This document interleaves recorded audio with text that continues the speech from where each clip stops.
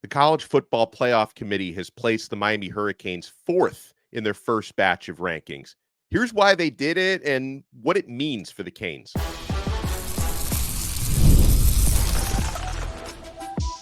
You are Locked On Canes, your daily podcast on the Miami Hurricanes, part of the Locked On Podcast Network, your team every day.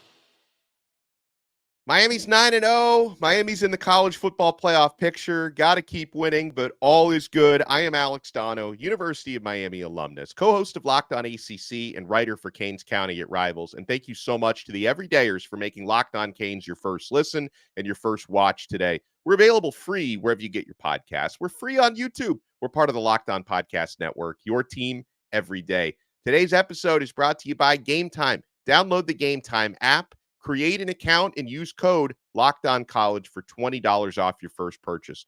On this loaded episode, we're going to talk about key battleground recruits for the Miami Hurricanes before National Signing Day in 4 weeks, what progress Miami is maybe making with some of their flip targets out there. We'll talk about preparing for the Georgia Tech Yellow Jackets. Now, Miami doesn't know if they're preparing for Haynes King, GT's starting quarterback, or if they're not, but I'm sure they're assuming he's going to play this week, and I think there's a better than likely chance he does play. We'll talk about Miami's injured defensive backfield and what that might look like this weekend and moving forward. But let's talk about the college football playoff.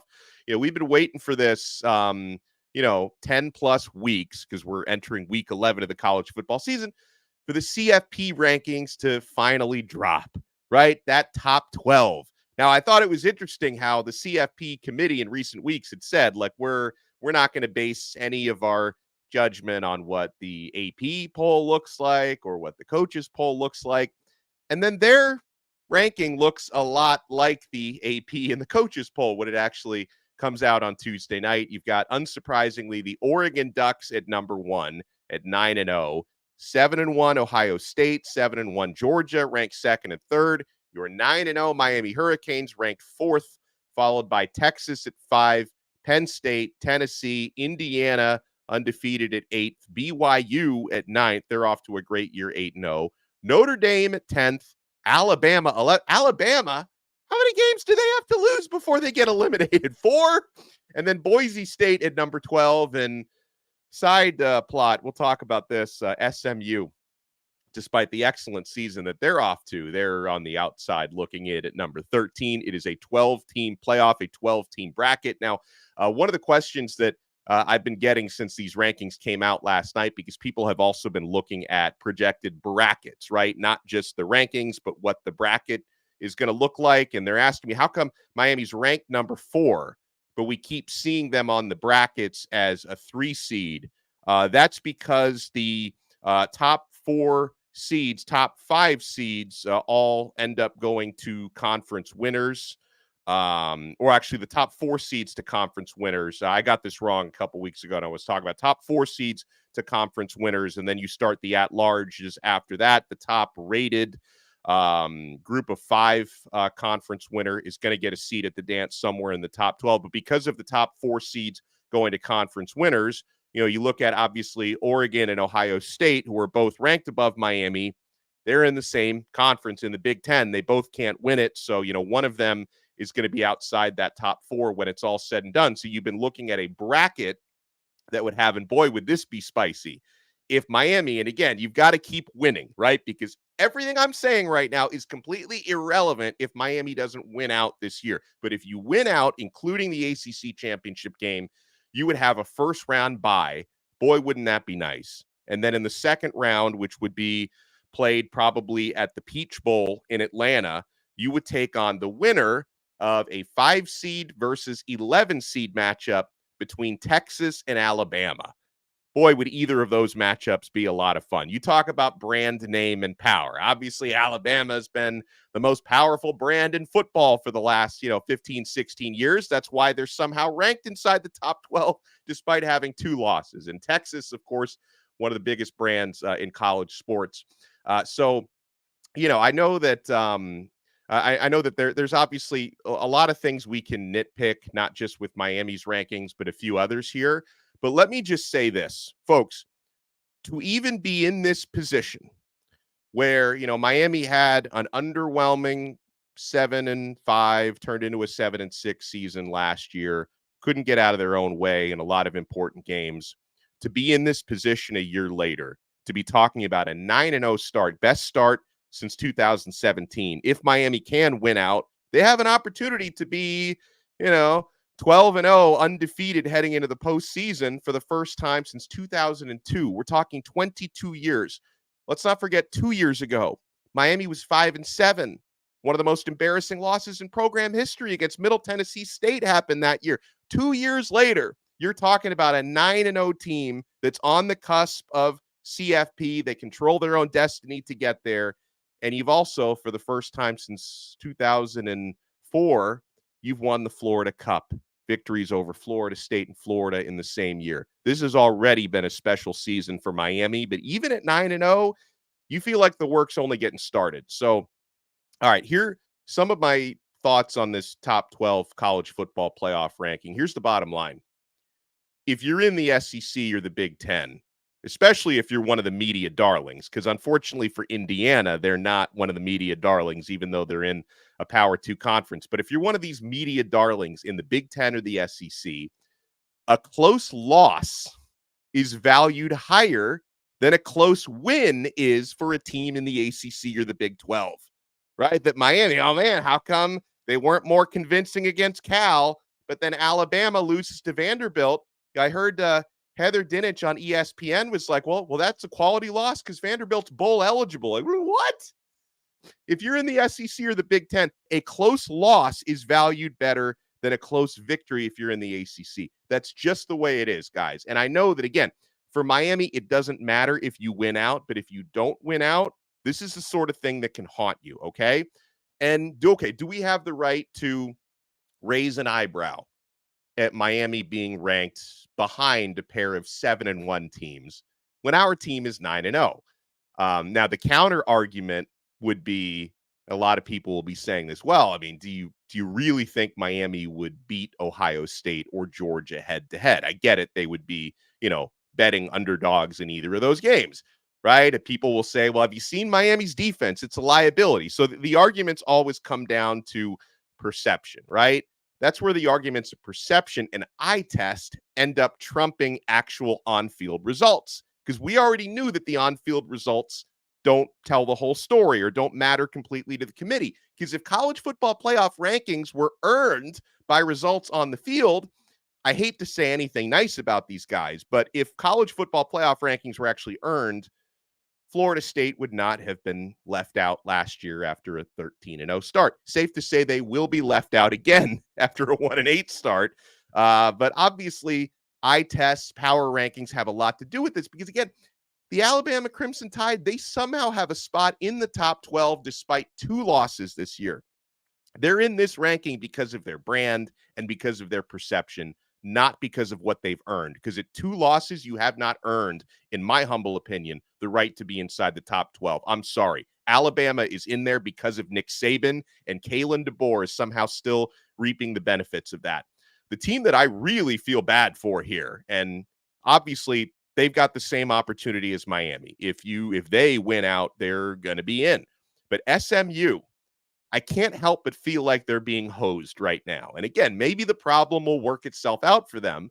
But SMU, they've got, we were talking about, Vandy has Alabama has a quality loss to Vandy because Vandy's bowl eligible. Okay, SMU has 1 loss against an excellent BYU team who is ranked inside the top 12. And yet the Mustangs, they're on track to play in the ACC championship game. 1 quality loss. Somehow they're outside the playoff picture at 13th. Now, in terms of the ACC, I'm going to put on my Locked On ACC hat here for a second because I host that show in addition to Locked On Canes.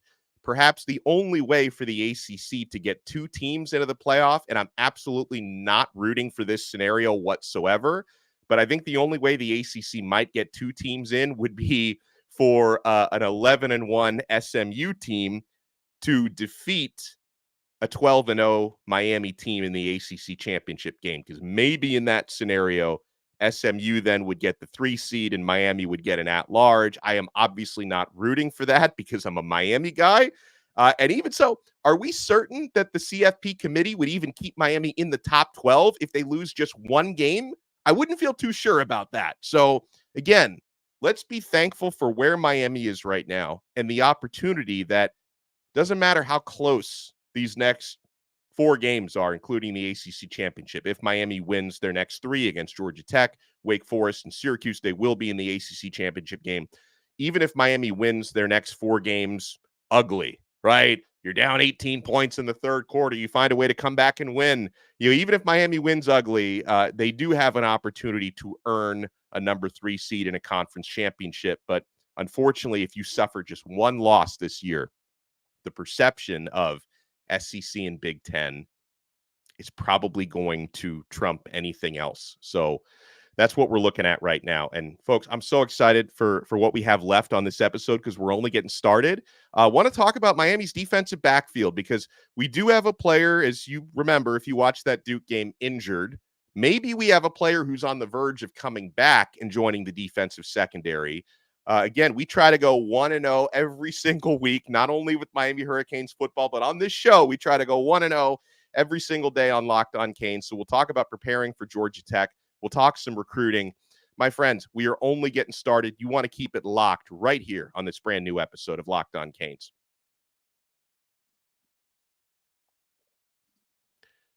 Guys, your sex life is important, but your schedule is busy. You don't have the time to go to a doctor's office to get treated for ED. Through HIMS, you can get a personalized ED treatment without stepping foot outside your door. HIMS is changing men's health care by providing you with access to affordable sexual health treatments from the comfort of your couch. HIMS provides access to a range of doctor-trusted ED treatments like chewable hard mints and Viagra and Cialis and their generics for up to 95% cheaper. The process is 100% online, so there's no need for uncomfortable doctor's visits. Just answer a series of questions on their site, and a medical provider will determine the right treatment option. If prescribed, your medication ships directly to you in discreet packaging for free. No insurance is needed, and one low price covers everything from treatments to ongoing care. With hundreds of thousands of trusted subscribers, HIMS can help you find the ED option that works for you. Start your free online visit today at hims.com/lockedon. That's HIMS.com/lockedon for your personalized ED treatment options. hims.com/lockedon. The products mentioned are chewable compounded products which are not approved by or verified for safety or effectiveness by the FDA. Prescriptions require an online consultation with a healthcare provider who will determine if appropriate. Restrictions apply. See website for details and important safety info. Subscription required. Price varies based on product and subscription plan. Folks, we are also proudly brought to you by FanDuel. And Miami, double-digit favorites this weekend, about 11 and a half against the Georgia Tech Yellow Jackets. We're looking forward to this one. Just keep winning and get ready to tackle the NFL action with FanDuel, America's #1 sportsbook. Because right now, new customers can bet $5 and get $150 in bonus bets if you win. FanDuel Sportsbook app gives you everything you need to place live bets on the NFL all in one place. So when you get a hunch in the middle of the game, you can check out the latest stats, view live play-by-play, and so much more right on the same page where you place your bets. Just visit FanDuel.com to join today. You'll get started with $150 in bonus bets if you win your first $5 bet. That's FanDuel.com. Never waste a hunch. Make every moment more with FanDuel, official sportsbook partner of the NFL. Thank you so much for making Locked On Canes your first listen and your first watch today. One more thing on the CFP before we move on to some more important things. Because again, Miami keeps winning. CFP thing, the issues will take care of itself, right? Here's the statement that the committee made as to why they selected Miami and why they placed Miami at number 4. They say the University of Miami is number 4. They're 9-0, and the committee was impressed with their offensive explosiveness. Best offense in the country, second-rated passing game in the country with Cam Ward at the helm, Heisman frontrunner, best scoring offense in America. Miami has put up 5 50-burgers or more. They even had a 60-burger this year against Ball State for what that was worth. But Miami has scored 50 or more points in 5 games this season, the most in program history. We still have several games left to play, so there's an opportunity to shatter that. They say the committee was impressed with their offensive explosiveness. They had a good win on the road against Louisville. Yeah, I mean, the Louisville win, thanks to Louisville for knocking off Clemson, the Louisville win has more value now. They say when we looked at how Miami has played, particularly their offensive prowess, they were impressive in their win against Louisville, and they really had a dominating show at the beginning of the year against Florida, came back against Cal in a very late night contest for Miami. Did they put more value in that win happening in the middle of the night? Like, oh my gosh, it's 1 a.m. Eastern, and Miami just pulled off a comeback against Cal. The statement, very vanilla, might have been written by Chat GPT, but it is what it is. I'm glad the committee is impressed with Miami's explosive offensive prowess, and hopefully the defense can start playing a little bit at a higher level. By the way, on that defense, we unfortunately saw during the Duke game, defensive back number 25, Jadis Richard, and this on the same play where he intercepted a pass. On the interception play, Richard was down with a lower body injury. I don't know the specifics of what it was. Something with his leg is all I know. And of course, it looks severe. He ended up being carted off the field, Richard. And Cristobal this week, he acknowledged that the injury to Miami cornerback Jadis Richard, sometimes I say his name wrong, I apologize for that, Jadis Richard, Cristobal acknowledged that the injury is significant, that we're not going to see him for a long time. So that's unfortunate because, of course, Miami's DB unit has already had some struggles. Those are well documented. Their depth is truly being tested now. Next man up mentality, and thankfully Cristobal did note this. I'm not gonna sugarcoat it. It's not the best situation for the defensive backfield to be in, but all of Miami's DBs, they cross-train at multiple different positions. So if you go back to the reports that we had during spring football, fall camp, that, Mish is playing in the nickel today, and now Mish Powell's playing safety, and, Robert Stafford is playing here or there, or Damari Brown is doing this and that. Deani Hill is playing here or there. Like, these guys, kind of like the offensive line, they cross-train at multiple different positions because you're going to have to plug and play creatively here. As far as what I like to see and what I would expect to see, if there ever was an excuse to give more playing time to Zaquan Patterson, who's absolutely earning it out there. Like, Zay, he looks like he's going to be a star here at Miami. And, had an excellent high school career at Chaminade. I think he played 16 snaps last week. If there ever was an excuse to give more playing time to a deserving Zaquan Patterson, now is the time. I want to see more playing time at safety for Zaquan, more playing time maybe at nickel for Mish Powell. Daryl Porter not playing as much at nickel. He and OJ Frederic playing on the outside. OJ Frederic, by the way, is just having a tremendous year. We'll talk a little bit more about it. I'll give you his stats now so I don't forget. I was going to save that for later in the episode. But why wait for what we can talk about right now? OJ Frederic, per Pro Football Focus, he's allowed just 8 catches on 24 targets for 74 yards this year. Like, OJ, true freshman, he's playing some lockdown coverage back there. I'm so happy for him because Miami really needs this for the present and for the future. Okay, so Jadis Richard is going to miss significant time. Hopefully, fingers crossed, Miami sees Damari Brown return very soon. Mario Cristobal said on Damari Brown, who is probably one of Miami's top 2 cornerbacks when he gets healthy again, quote, yeah, he's very close. He's close this week. I wouldn't say this week is a reality, but soon after, we feel pretty good about it. Let me rephrase that, we feel very good about it, Cristobal said. And again, anytime coaches talk about injuries, you take it with a grain of salt. They're very, very vague about this kind of thing. But I would, if I read between the lines, I would hope that, yeah, we're not going to see Damari Brown this week against Georgia Tech. Could use him, but he's not ready yet. Miami's got a bye week after Georgia Tech.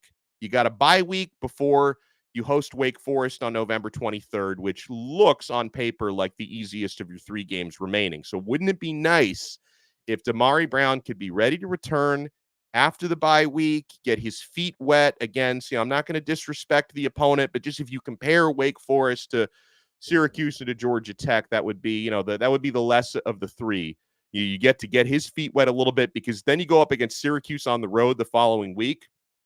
Kyle McCord, depending on what kind of a day he's having. Some days he's Dr. Jekyll, some days he's Mr. Hyde. But usually Miami gets the best of the opposing quarterbacks, not the worst. You think Miami's going to get the Kyle McCord who threw 3 pick sixes and 5 interceptions against Pitt? Probably not. You're probably going to get the one who's, lit up other opponents this year. I think he lit up Georgia Tech actually earlier this season.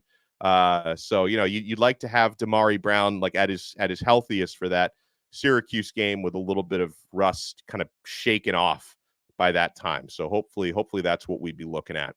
All right, for the rest of this episode, we're going to be taking questions from the awesome Locked On Insiders, Locked On Canes Insiders. If you want to become a Locked On Canes Insider, click the link in the show description below. You could try it free for 14 days. You get text messages directly from my phone to yours. We do questions and answers on there. I give you guys breaking news, show updates, recruiting scoops. It's also a great way to support the show.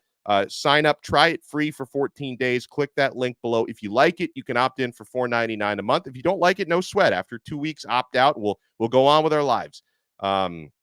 We get this question from Stephen C. What do you think of our seeding in the CFP and who we would have to play in our first round playoff game if it is Texas or Alabama? Do you think it's fair? I think it's fine. It's fine because again, Miami, obviously, I believe that they have earned a higher seeding than the 2 one-loss teams in front of them. But, you could argue how would those matchups play head-to-head. I understand Miami would be an underdog if they were matched up against Georgia or Ohio State. So I'm not going to say it's unfair. Now, if you lose a game, then it could get really unfair because they would penalize you for that if you're not in the SEC or the Big Ten. As far as the matchup, I talked about it. If you did match up in your first CFP game against either Alabama or Texas, dude, that would be so much freaking fun. I mean, especially because Miami they lost to them. They did play against Alabama a handful of years ago in a season opener. Miami versus the Longhorns, that would be an awesome game. I would love it. And to me, do you guys agree with me? Let me know in the comments below. I'm a little bit more invested in college football, as a host of Locked On Canes and Locked On ACC. But I got to tell you, watching both college football and the NFL this year, college football has been so much better just in terms of drama, stakes, entertaining games, ridiculous comebacks, and, crazy upsets. To me, college football has been so much more fun than the NFL this year. I know the NFL, it's the shield, the established, number one sport in America, fantasy football and all that. But I have been way more compelled this year by college football. Let me know in the comments below if you agree. Going to answer more questions about Miami recruiting and other things. You guys want to keep it locked right here. We're nowhere near done yet. Can Miami actually secure a better recruiting class for 2025 than they did in 2024 or 2023? Keep it locked right here. We're not done yet on Locked On Canes.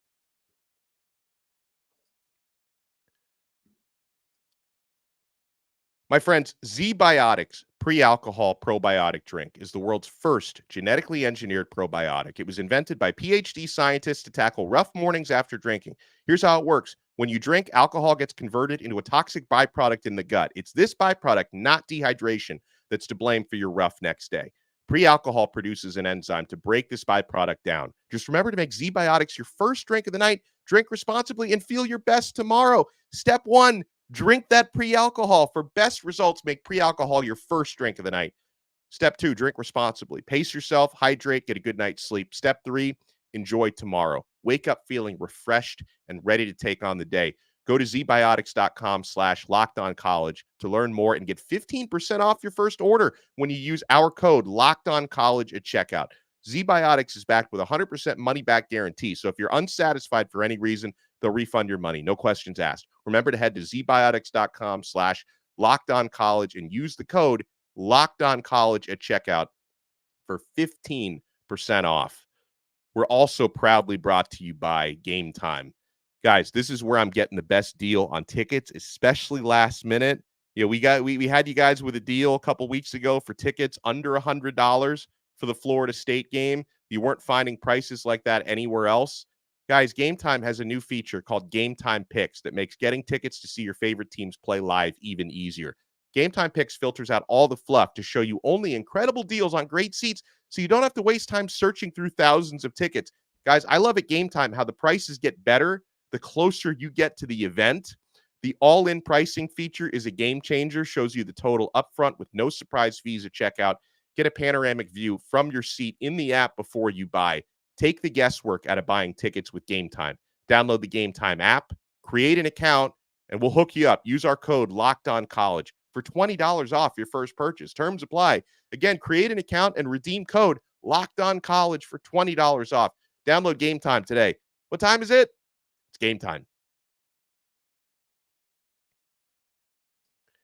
Thank you for making Locked On Canes your first listen and your first watch today. For your next listen, make sure you check out Locked On ACC. Kenton Gibbs from Locked On Wolfpack and I host that show, taking you through all the big games, all the big storylines in the ACC. On our next episode, we'll be talking about these college football playoff rankings. So make sure you check that out free wherever you get your podcasts and free on YouTube. We get this question from Pat Mack. He says, hey, everyone is matching our defense against Georgia Tech with or without Haynes King. How does Georgia Tech's defense stack up with Miami's offense? Well, I'm glad you asked that, Pat Mack, but honestly, does anybody out there, certainly not anybody in the ACC, match up well with Miami's offense? An offense that has been steamrolling opposition all year. Even when the defense hasn't always been at its best, you can always count on Cam Ward and Miami's offense to get the job done. Georgia Tech, they're not bad at all in terms of total defense. The Yellow Jackets are ranked 27th in the nation in total defense. They give up 323 yards per game. If they keep Miami below that, I would be concerned. I do not expect them to. In their losses, they have been gashed at times. They gave up 515 yards to Syracuse, including 381 yards through the air. I mentioned Kyle McCord did gash them. They gave up 385 yards to Notre Dame, which wasn't a whole lot, but it was above their season average. Miami's offense is better than Notre Dame's. In their other two losses, Georgia Tech against Louisville and Virginia Tech, they actually did play good defense. They outgained their opponents, but they made too many mistakes in those games. Now, where Miami could obviously feast, as they have feasted all year, is in the passing game. I think Miami can also run against Georgia Tech. They can run against anybody the way that Damian Martinez and Mark Fletcher have been playing the past few games, but Georgia Tech ranks 59th in the country in passing defense, so Cam Ward will be fine. Xavier Restrepo is going to get his, that the Florida State thing, just for whatever reason, Florida State has held X in check the past, 4 years. Nobody else has done that. Sam Brown has really come on lately. Isaiah Horton has been consistently good all year. Jacoby George has provided some huge plays. Yeah, I still want to see even more from Elijah Arroyo at tight end, but he can be a big play threat at any moment. So to answer your question, Pat, Georgia Tech's defense is not bad, but I still think Miami matches up exceptionally well. I think only if Miami was going up against like a top 5 defense nationally would you say, maybe this could be a little bit concerning. We'll be fine. We get this one from Hurricane George, who says, does OJ Frederic have a twin brother? I think if he did, he would probably be committed to the OJ Frederic's twin. If he's out there, does he have like an evil twin? Were they separated at birth? If there's another Frederic out there, come on down and get into this defensive secondary. But I mean, people are always wondering, is there another Borregales brother who can kick? Is there another Maui Noah brother? Is there another Frederic out there somewhere? I wish, because if there were more OJ Frederics in Miami's defensive backfield, we wouldn't be, talking about some of the issues we've had this season. We got this one from, I don't think this one is signed, so apologies if I missed your name on this one. How does Miami fare against a good Georgia Tech running game? So we're back to Miami's defense. Can Miami's D-line get any pressure on their quarterback and stop the pulling guards that Tech loves to use? So it's funny because sometimes the statistics on Miami's defense, we feel like the sky is falling, yet somehow a lot of their season averages are very good. Miami has not been bad against the run at all. In fact, the Hurricanes are ranked 8th in the country in rushing defense. They only give up 95 rushing yards per game. Individuals like Tyler Barron and Simeon Barrow have graded out especially well against the run on Miami's defense. We're so lucky to have both of them. And my goodness, Simeon Barrow, he's been the most consistent player on Miami's defense all year, hasn't he? I mean, if not him, who? Maybe OJ Frederick, but Simeon Barrow has been money for all 9 games so far this year. But you talk about Georgia Tech's rushing attack. Yeah, they could be dangerous there. Running back Jamal Haynes, who hurt us last year. Quarterback Haynes King, who hurt us last year. If he plays, can also run. He's their second leading rusher. Georgia Tech, they rank 48th in the nation in rushing at 176 yards per game. But I'm not, if you're worried about anything, you'd be worried about a healthy Haynes King taking advantage of Miami's coverage the way that Duke and Malik Murphy were doing for a lot of that game. Like they just figured out if we get rid of the football quickly to try and negate the pass rush, because Miami didn't have time to put on pressure last week. And if we can just go downfield, we're either going to get a completion or a pass interference in a lot of cases. So expect Georgia Tech, no matter who's playing quarterback, to try to follow that same formula. But Miami has been good on the ground. We get this question from Trelvis, who we love. He says, for Miami's defense, aside from big plays, nobody drives the ball downfield consistently on us. He says, once you get inside the red zone, chunk plays are harder because of space, so they buckle down there. He says, check out the third down and red zone efficiency. It's probably a better metric for Miami's defense. Yeah, one of those is good.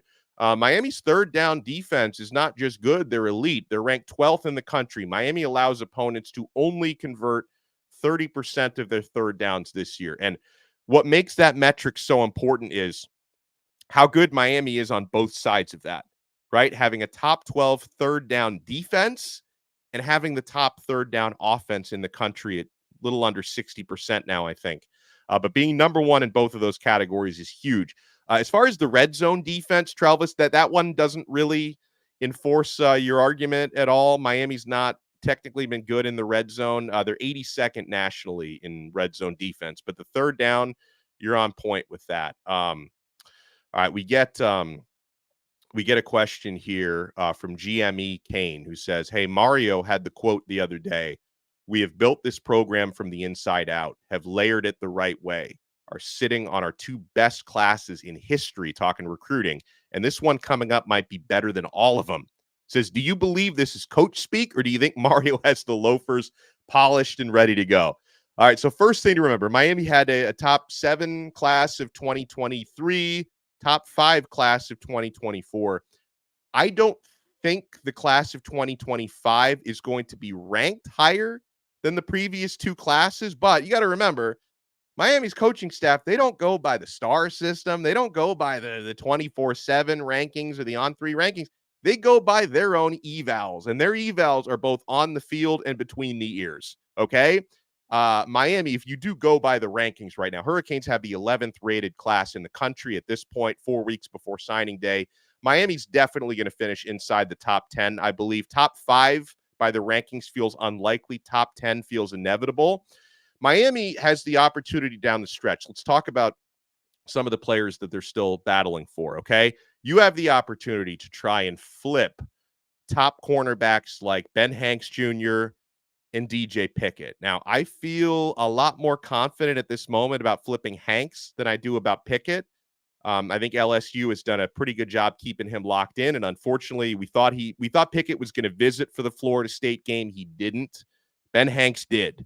So you follow the visits there. Miami's trending very strongly. And also another one, this one might be the guy that I feel best about possibly flipping.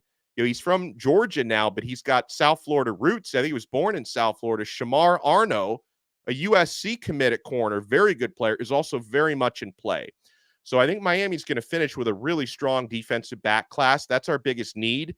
And Miami already has a tremendous list of verbal commits at DB with players like Hilton Drake Stubbs, Jabari Antoine, Chris Ewald Jr., Bryce Fitzgerald, Amari Wallace. Miami, other positions on defense, which is so important. Miami's favored to land 4-star linebacker Kellen Wiley. That would be a nice boost to the D.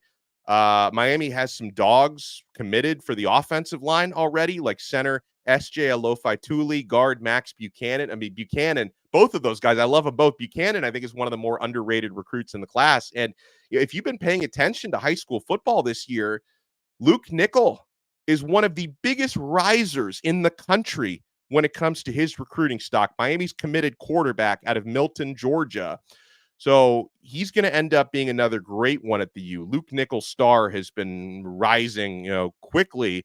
Miami also has two of the top tight ends committed with Brock Schott and Luca Gilbert. We're bringing back tight end U. Gerard Pringle, the running back, is going to be a really good player. So, Mario's not wrong. We can argue over the semantics of will this class be ranked higher than the previous classes, whether it is or whether it isn't. Miami's got a strong foundation on deck. And if you can finish that strong foundation by flipping two or three of these players that we talk about, Mario said it a couple of weeks ago after beating Florida State. You look at the trajectory of this program, what Miami's building compared to, the dumpster fire at Florida State and whatever that inconsistent thing is that's going on at Florida. Miami is trending in a clear direction, and the other two big three, not so much, man. Not so much whatsoever. So, forgive me for those questions I didn't have a chance to answer on this episode. We're going to answer more questions in my mailbag column this week at Canes County. So make sure you smash the like button, subscribe to Locked On Canes, and we'll talk to you again tomorrow. We're only halfway through the week. We'll talk to you next time as we build up to this Georgia Tech game on another episode of Locked On Canes. We are part of the awesome Locked On Podcast Network, your team every day.